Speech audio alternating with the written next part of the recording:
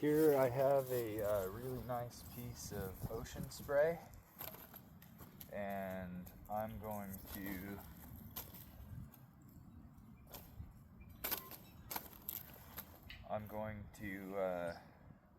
probably saw this off here, and I'm going to make a children's draw weight bow. Cut below this knot here. So, if you don't know, ocean spray has a specific gravity of over 0.8.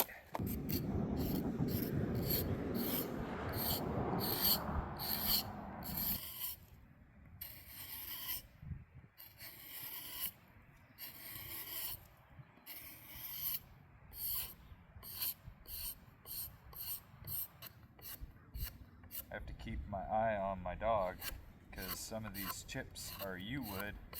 If she eats them, she'll get sick. Leave it. See, that was another piece of it. Here, have some ash. She can have all the ash she wants.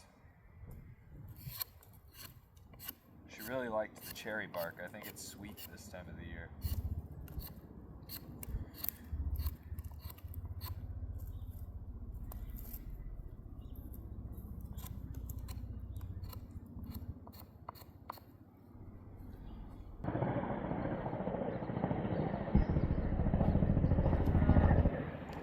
See how this works with a rasp.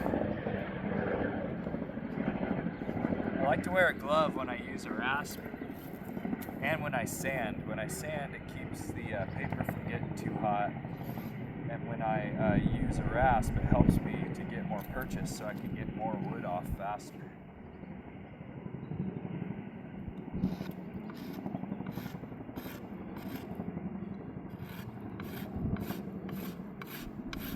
Oh yeah, this wood's so hard it rasps really nice green. I've never took a rasp to ocean spray green, just my other tools.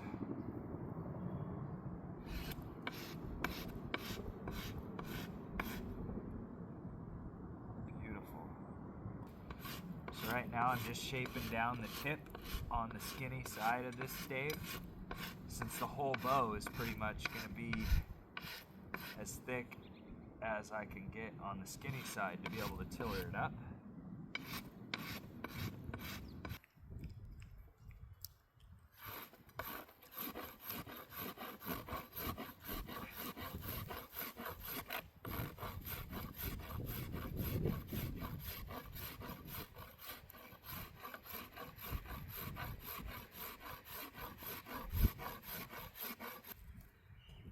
Switch to my knife. I'm just going to reduce more width quicker.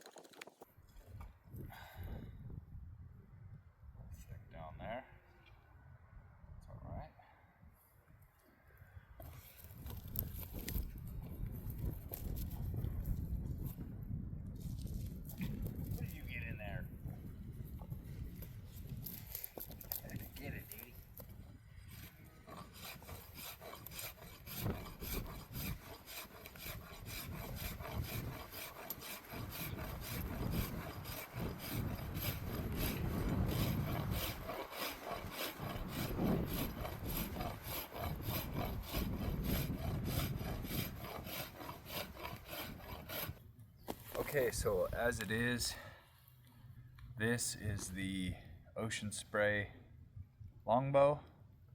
I've got the center marked by just a little notch here. I just cut a notch with my pocket knife, and I found center by taking a strip of this maple bark and holding it from end to end, and then I clipped it at bow length with my knife, and then I folded it in half, and right where the half ends, then that's center. So you can find center with a string, no measuring tape. I've uncovered the center pith here. Just don't worry about it. The tree made its own protective grain strength around that pith. And so what we'll do is when we sand this smooth, we will leave that pith in there. It adds zero structural integrity, but then we'll just seal over the top with our finish. So the bow, the thickest part is the handle, and not by much. I mean, just barely the thickest part. And then when you move on to tillering, the thickest part is by far the handle. The fades start here and taper down to very fine points. And so this is now, I'll show you, it's floor tillered. See, it's got some bend. This side's bending a little better, this side's not. This is plenty. Once this stick dries by the fire, this is probably going to reflex up a bit because the back is one continuous growth ring. And so this will reflex some, and then I'll probably, in a week, what I'll do is I'll weigh this tonight, and I'll write down the weight that it physically weighs, write that down, and then I weigh it every day, and when it hasn't lost any weight for 3 days, they say it's dry, like dry enough. My house sits between 60 and 80 degrees because I heat it with a wood stove, and the humidity stays pretty relative, around 30 to 40%. So that's plenty. So this will go behind the stove. It's got a fan blowing on it. This will get really, really dry really fast. When you reduce a stave to these dimensions, checking is not really a concern, except maybe sometimes in the handle where it's left thick. That is what it is. It's cosmetic, and it's going to get a wrapped handle anyway. This is for a local boy that I think needs a homemade bow. So that's that. We'll move on to tillering in a different episode.